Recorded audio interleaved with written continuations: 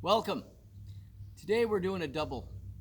You see, this weekend would have been a steampunk weekend, and I've been asked to do a video on steampunk. So, I have dressed for you this day.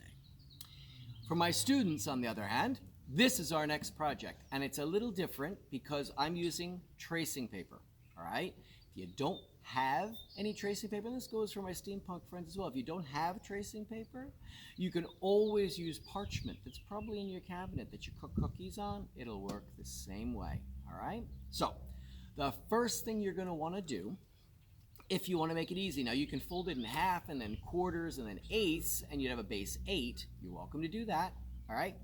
Or you can do your handy dandy download and download a hex. And that way you have a base 6. And I normally do base 6 primarily for when I do a color wheel hidden within the mandala, which is what we're going to create. Kind of a Zentangle, copyright infringement, of patterns of mandala. And I will post pictures as well of the finished product. All right, so we'll do that later this evening because our sun is dying. All right, so here's what you do. Come on over, I show you. What you're gonna do is you lay it down, and I traced the 6 lines, all right? So now this becomes null and void. Don't need it anymore. Now I take it and I'm gonna fold the paper, no cutting needed. Normally what I do, and you can do this at home, is I take black paper, and I do this with black paper, and then I hand cut it out, kind of like you do a snowflake, you know? But I decided that, you know what, for the sake of speed and of interest, you know, Lord knows we have enough stress in our lives that I wanted to do something that was a lot easier. Now, I want you to notice when I folded on the first line, I folded it this way. So when we make a paper airplane, flip it. The reason I do that is so that the creases don't bundle up on me and they have to line up correctly, all right? Now, if you're gonna make this a circle, you handle it like an ice cream cone, just like an ice cream cone, just like this. And then what I do is I go around here, because mandalas are traditionally round. And you can look it up on Google about mandalas. I love them. I absolutely love them. I'm very moved by them. All right? So, next step. And don't trust my hand right now. So I'm going to actually flip my very overly large clipboard over. So in case my hand slips with the Sharpie, and you're going to want a wide end Sharpie, or you can use regular ink with a paintbrush. You can use regular marker. I mean, it's all about building a framework. And I want you to think about when you were a kid. You remember when you made snowflakes and you cut out snowflakes? Well, the same deal's going to happen here. We're going to make those lines come down as connectors, all right? The difference, though, is we can get really ornate with our divisions because we're not cutting them out, all right?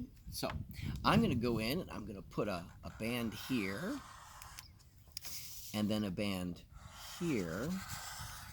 And yes, my steampunk people, if you wanted to, you could trace gears on this. Matter of fact, I don't know how good I'm going to be, but we're going to try it because I'm feeling particularly festive. I really miss my steampunk family. We're looking forward to hopefully getting together in the fall at COGS. So, and if those of my students want to see that, you're more than welcome to join us at COGS. It is family friendly. We have tea. We have a high tea, as a matter of fact. And there's about 100, 200, 300 vendors. I mean, there's vendors all over the place. And those artisans, we call them makers, and they are absolutely phenomenal. You will know me not as someone who draws there, but I am their potter. So you would look for Solstice Born Pottery, and you can go online and look up my site that way, Solstice Born Pottery, and you can join me there. But I was thrilled that Jeremiah invited me to make a video that could be shown at our virtual COGS. And our virtual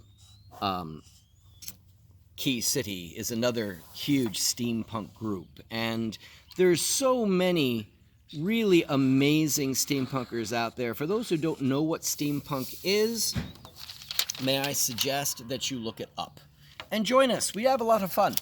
All right, so now we're going to open this up. You flip it over, and you trace it like so, and so.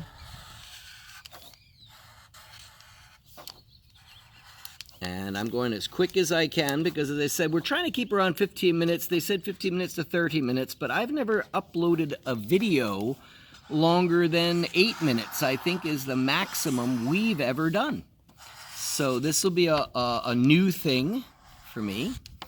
You can also go to my website, that we have our own YouTube channel, which obviously you have found, but you could share with others, is Mark Shira Art.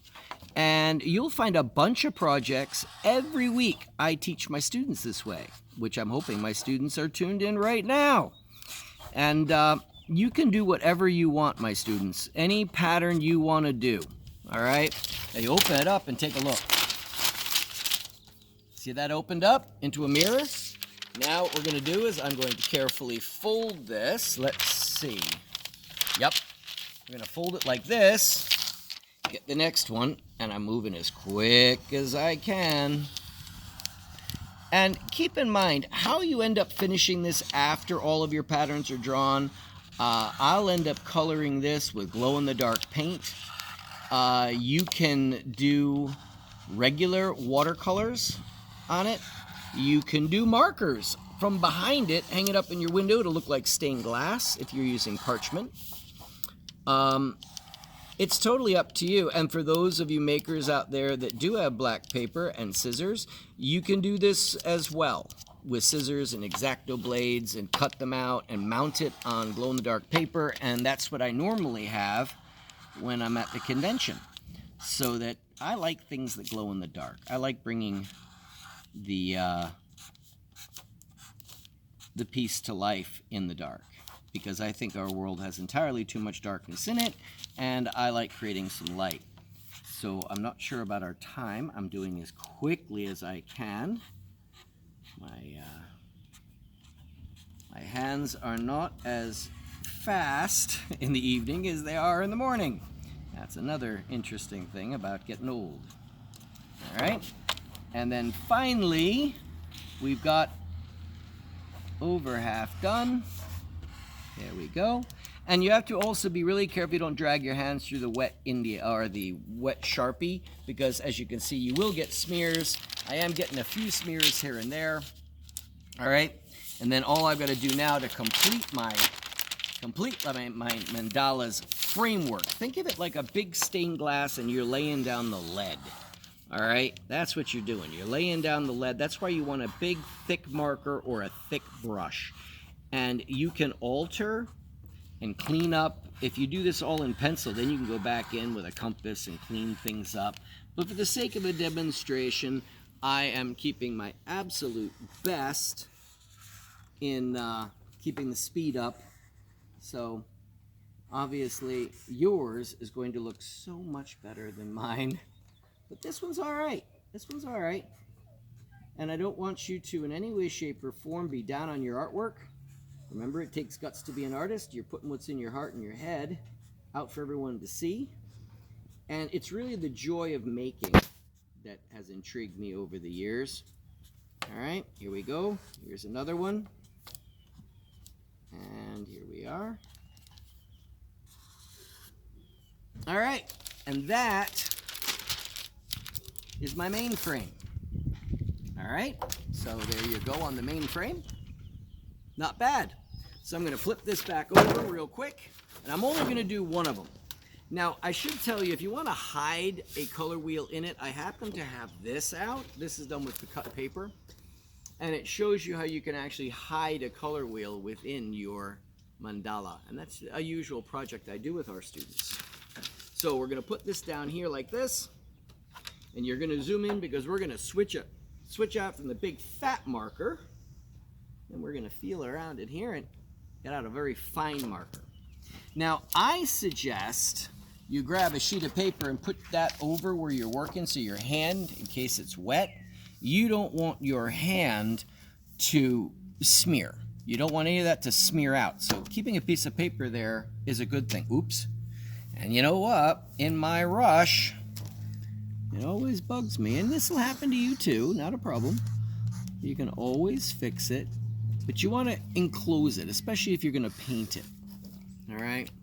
And yes, if you use transparent paint with this, it comes out really neat. All right. When it comes to patterns, I want you to Google Zentangle is an excellent source for patterns. Your Own Clothing is an excellent source for patterns. There are patterns everywhere, all right? But I want you to fill a different pattern in each and every one of these sections, all right? And relax with it. Obviously, I'm rushing, so there's not much relaxing and zen going on here. But with yours, what you could do is something as simple as this. I'll do what I call double arrows, okay? I make my double arrows like this. And I've just had a sign that I've got 5 minutes left to get all of this done.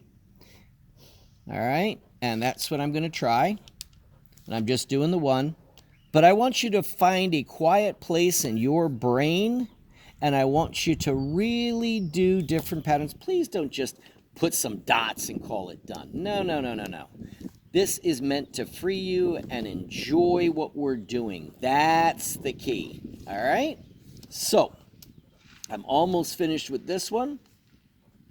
And my other helpful suggestion when it comes to making a successful one is try not to do two types. There's a couple of types of patterns. There's random patterns, there's even patterns, there's organic patterns, there's all kinds of patterns.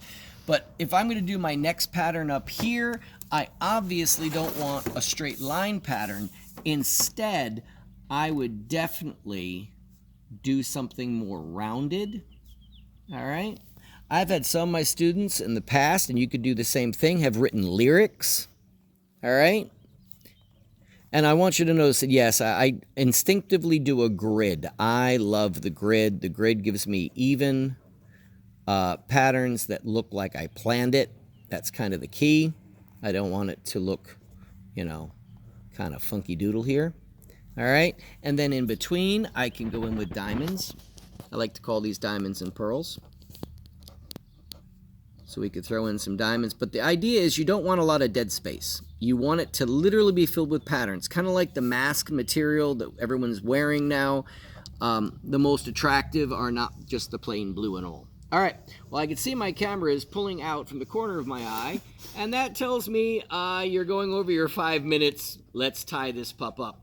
Anyway, to my students, I absolutely miss you. I miss being in the classroom. I miss doing things like this with you one-on-one, encouraging you. And for my steampunk family, God, I miss you. I looked so forward to this weekend, and we'll get our time together. But until then, find some peace, find some zen. I think we all could use it. Till we meet again, my friends, be well.